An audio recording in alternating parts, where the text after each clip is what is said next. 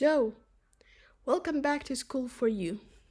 My name is Sergio Brainy, and today's lesson will be for really ultra beginners, those who watched the last video and installed the trial. So this is going to be a video about the basics of Cinema 4D. Okay? So let's go to Cinema 4D. Here we are in Cinema 4D. Now, when you will open Cinema 4D, you will see this quick start dialog, okay? So, we're not yet in the program, here it is. But I want to talk about this quick start dialog thing. Now, we have a couple of tabs. We have this, and this. The first one that I'm going to talk about is inspiration. Almost every day or two, Maxon picks out a picture on Instagram, which used the hashtag Cinema4D, and they pick it and they say that this was the best picture for the day. And in the time you're watching this video, this is this picture, Safe Haven by Leon Tucker. Sorry if I'm not saying your name not right. And so this is it. I tried to get in but couldn't. And it's really, like, if you get in, it means you're really talented. So, you're really talented, Leon. Then we have What's New, which is basically what's new in the program and what's new with Maxon, the company that created Cinema 4D. The time you're watching this video, Maxon just created the new Cineware plugin for Unity. Cineware is basically a live link between Unity and Cinema 4D. Now, I talked about live links in the previous video, and this is just what's new, and it's really cool. You can click on it and you'll go to Maxon's page. If you click on this, you'll go to Instagram. And then we have Cineversity tutorials, which Cineversity is a website that Maxon created.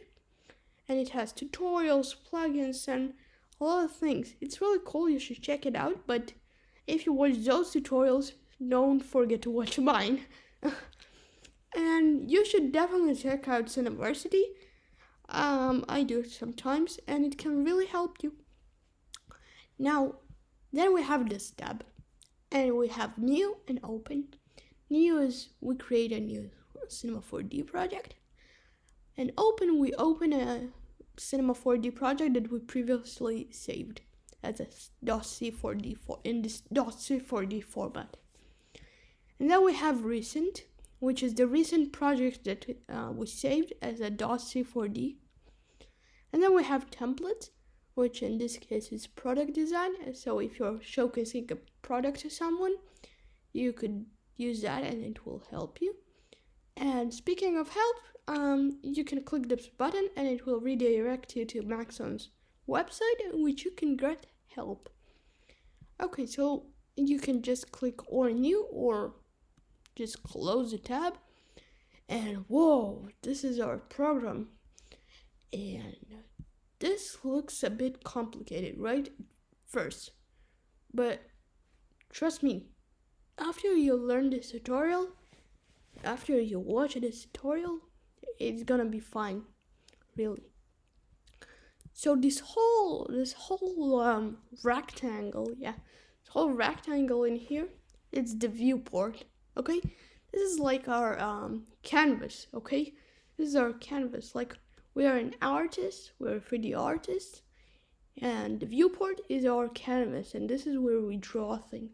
This is where we control our cubes or objects or whatever you want. For example, this is a cube. I'll teach you how to summon a cube. And basically, this is our viewport. This is the place where all things happen. Now, okay, let's go to the next thing. This is our timeline, okay? This is basically our timeline. It's not really good for animation. I'll show you the full timeline for animation. This is how many frames are shown on the timeline right now. Okay, 90 frames are shown. this is how many frames they are. So if we'll just do it for example 231, so we'll have 231 frames. We'll just increase that. And if we decrease that to 90 again, then it automatically makes it 90, and we have 90 frames. It's really useful. Now we have this button which goes to the start of the timeline. If I click this, it will be in frame 0. If I'll click this button which goes to the end of the timeline, I'll be in frame 90. Let's just go back. This thing goes to the previous keyframe, which I'll talk about keyframes. It's a term. This goes to the previous frame, and this goes to the next frame. If I'll click this, I'm in frame 1. Click the previous one, it's in frame 0.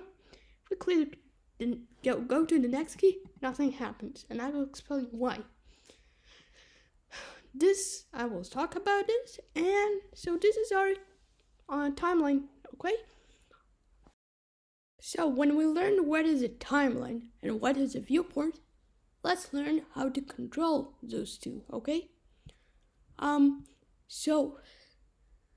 Excuse me. If you're using a Mac, you'll see this. Don't worry if you don't see this.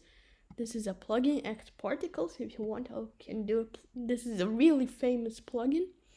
So you'll see this is our file section. You can make a new project, open a project, merge project, which is basically import assets from OBJ, STL, FBX, all of those popular and cool formats. And we can save a project. We can save a project as, which is basically if you have an unsaved project, you can save it as a .c4d project. And then if you edit it later, you can save it. So it will save to this project. Then we have this export, which is the difference between save project as and export is basically that export lets you export it in a couple of formats, okay? Save it as different formats, more popular formats. For example, STL, OBJ. If you use 3D programs like Fusion or architecture or other 3D programs, it can help you. So this is our file. Edit is undo, redo, things like that. We have shortcuts. I don't recommend you using that because it's really slow. So we have Control or Command Z, Command C, Command V for copy pasting, things like that. Then we have Create. Now Create is really similar to this, okay? Really similar to all of this. Basically, it's not similar, it's the same, okay? Those, okay, are this,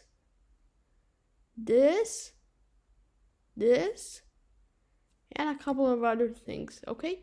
But I recommend accessing those from here because it's faster. For example, things like that, you'll need to go here. But things like create primitive shapes, which are cubes, discs, cylinders, and things like that. Splines, they're not 3D objects. They're just like doodles, like 2D doodles. Generators, which is this thing. So as you can see, we have those deformers like here. Okay. So I'm not going to teach you how to do this because it's really slow, but you can basically click on this and play with this. So I'll teach you this. If you'll see something like this in cinema, okay, this little triangle under thing, like we have it here, all over those, okay? This means that you need to long press this button, okay, to see this whole menu. So if we just not right click, long press, okay? So if we just long press on this button, whoa, we have this whole menu of objects and shapes. So we can select a cube, for example, and we have a cube. but I want to rotate it, okay? And I want to move. How do I move? How do I rotate? How do I zoom? If you press 1 on your keyboard, you're gonna move. If you press 2 on your keyboard, you're gonna dolly. Now, 1 and 1 is the So if you press 1 on your keyboard, you will move. But the thing is, you don't move the shape, okay? You just move yourself, the camera, your perspective in the viewport. If you'll press 2, you'll do a dolly. Now, the thing with dolly, the difference between dolly and a zoom is the dolly doesn't physically get you there, okay? But a zoom does. A dolly physically get you there, but a zoom doesn't, okay? Now we have, if we'll press 3 on our keyboard, we can rotate around the shape, okay? Which is really helpful in every scenario, okay? It's really cool.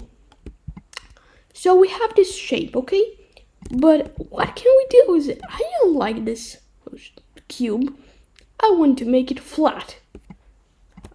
So we actually have an object called a plane, which is a flat cube, which is a plane. But I want to make this cube flat, and I want to move it. Okay, I want to move it right to the right. Okay, so how do we do it? So actually, as I said before, we have those. If you learn math a little bit, we have the y-axis, z-axis, and x-axis. Those arrows, okay, the x-axis is, for example, red. So if we'll move the red arrow, if we'll press on it and move our mouse with it, we move it to the x-axis. So if we'll just command Z, and we undo our action. This is why I said don't use this button edit, okay?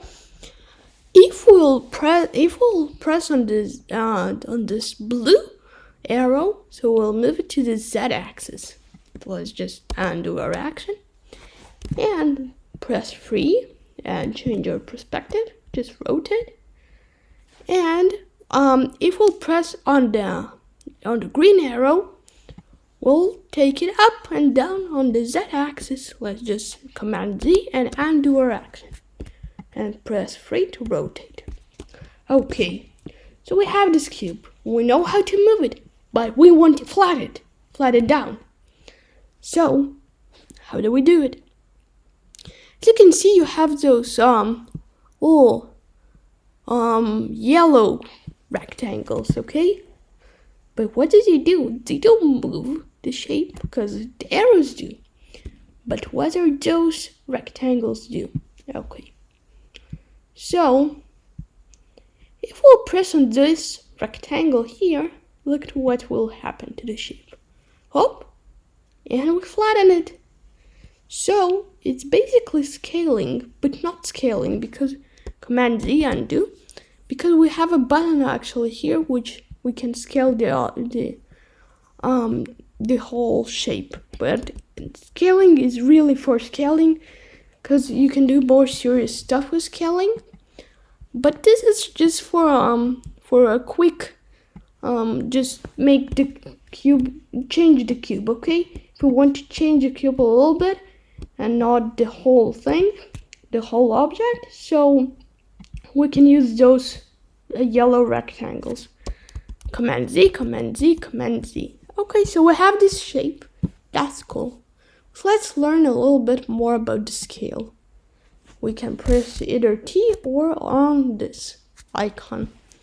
So we can just scale the shape, okay? The whole Z, Y, and X axis. All of the axes. And that's really useful if you want to make your cube smaller, for example. Command Z, undo. Now we have this, rotate. We can rotate to the Z axis, the same. For all of those spheres, for all of this sphere is responsible. Those circles, for example, the blue circle is responsible for the Z axis. Command Z, undo our action. always undo, always do Command Z. And so we learned the basic tools. What is live selection? If you want to select polygons, which the cube is made of, every object is made of polygons, this is a little bit more for beginner and not for ultra beginner. But the live selection is really useful for polygons and stuff like that. I will teach you this for a beginner lesson. Okay, this is not for you. This is polygons and things like that.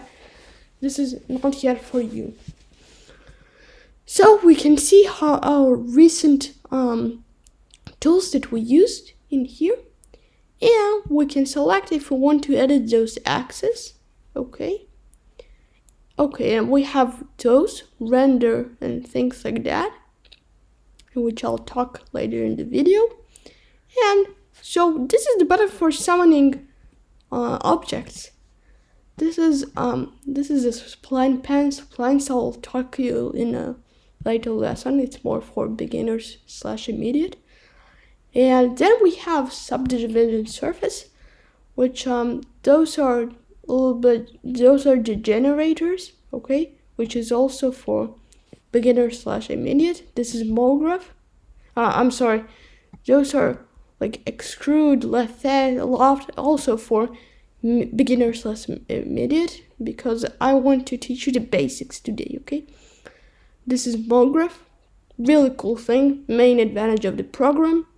Volumes were added last year, really cool thing for modeling. Fields, if you want to create those cool Instagram videos where like a couple of shapes fall and they form another shape. And we have the deformers, which are those, which also for beginners.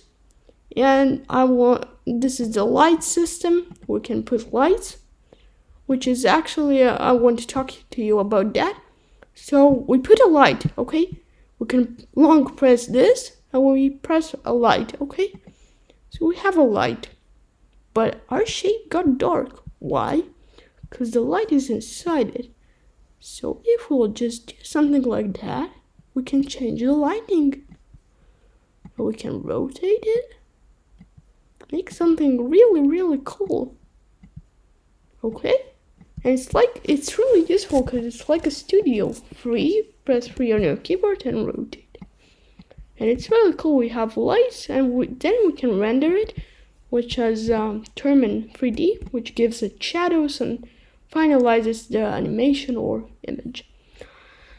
So, okay, so we learned all like the main things in the program. You can now make really cool stuff. But let's delete that.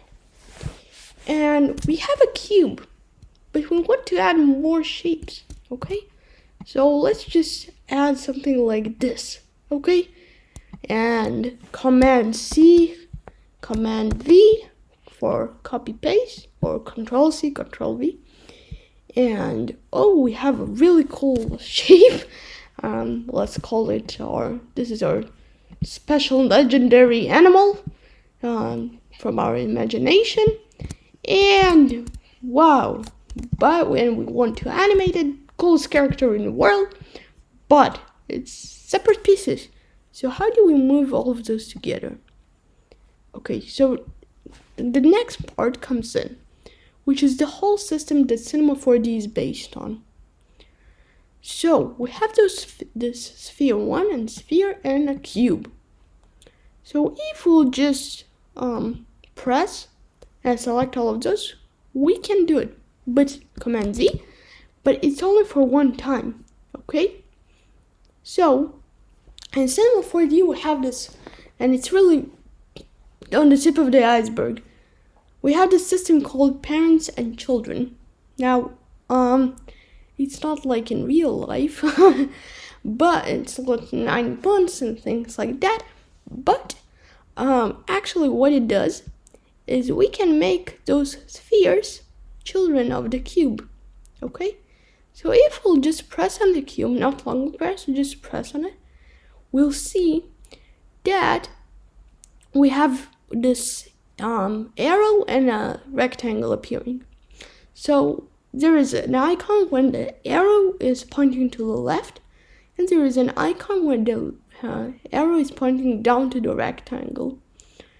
Now, the icon that says that the arrow is pointing to the left is basically means just moving our cube into here, okay? And it does nothing, okay? It just makes it more organizable, okay? Makes it more organized, and if you have a lot of shapes, that's really good for you. But we want to make the spheres children of the cube. So if we'll just select like this, and we'll drag them over to the cube, we go to the next symbol, which is the arrow pointing down to the cube, which means that we will make those two spheres children of the cube. Boom. And now we have, if we'll just press on the minus, we have this cube, which is the parent of those two spheres, okay? They're now a family, a really cool family. And we see that we have like a family tree, okay? So we can see that this is the parent of those two, okay? So if we'll press on the sphere, we can move it. So this is the really cool thing about the parent and children system, that if we select the sphere, we can move it. Command Z, undo. But if we'll select the cube, look what happens. We move them all. And it's not for only one time, Command Z. It's forever. Like, we can disconnect them if we'll just press on the cube and move it like this. We can just, or like we mess up this whole thing, and we don't have this family anymore, okay? They divorced. And we'll just delete those two spheres. Just delete those two spheres because we don't need them anymore. And yeah, so that's really the basics of Cinema 4D. In the next lesson, I'll teach you more about MoGraph and things like that. And maybe we'll even create a little simulation where a ball falls and it's like a really soft ball, okay? And it falls to the ground and maybe it rolls. You saw those cool soft boy Tetris stuff, yeah? In YouTube. So we'll create something like that. So now that you learned the basics of Cinema 4D, you can create really cool stuff like sculptures and things like that. Oh, and I forgot one more thing. Remember I talked to you about rendering? So, we have those three buttons. This is the render settings. If we'll press on it, we can see that we have our render settings. So first we have the renderer. Okay, so we have standard, physical, hardware, OpenGL, and Pro Render. Now I'm using a Mac, and Apple doesn't currently support OpenGL, but those three are actually CPU-based renderers, which means that it takes advantage of the CPU to calculate the shadows and things like that. Pro Render, on the other hand, needs a good GPU instead of a good CPU, for example, and which means that if you have like a good GPU, this could be like really good for you, and it creates really cool stuff. So let's use Pro Render. So we have output. If you have an animation, let's click on current frame. So we have manual, current frame, all frames, and preview range. If you don't have cameras and you have an animation, click on preview range. If you have a camera, click on all frames. If you want to only do the current frame, which this is what we want, let's click on current frame. From 0 to 0, this is what we want. And so we have this, and we can tell it what format we want. I wanted just a PNG, and we can select where we wanted to save the file. I just want to show you how it works, so I don't want to do anything. And this is our render settings, so you can make something cool. And if you just go to here, which is the picture viewer, click on this, and long click this, and this is a lot of things, make pre-review and things like that.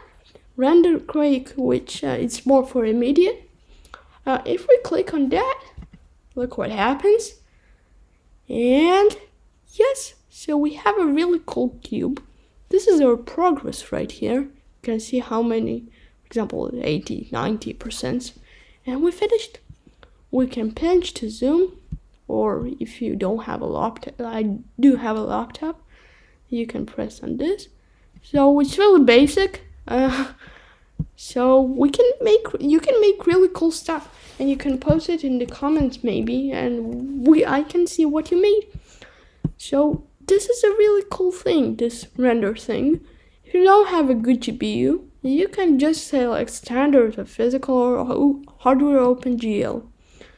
If you click on hardware OpenGL and you have a Mac, it won't really do anything. It would render, but it won't like do the whole black thing around, which is the background, which I can talk to you if this is more immediate thing. And so yeah, as I said, the next lesson we'll create a little simulation, which is more advanced than what we learned, because you learned the basics of Cinema 4D. And we'll create a cool simulation where a ball falls and it's flat, and it falls to the ground, and maybe it deflates like it's a balloon, like it's a water balloon. Okay, so I hope you enjoyed it. This is Serge Brainin, and I was in Cinema 4D. Until next time.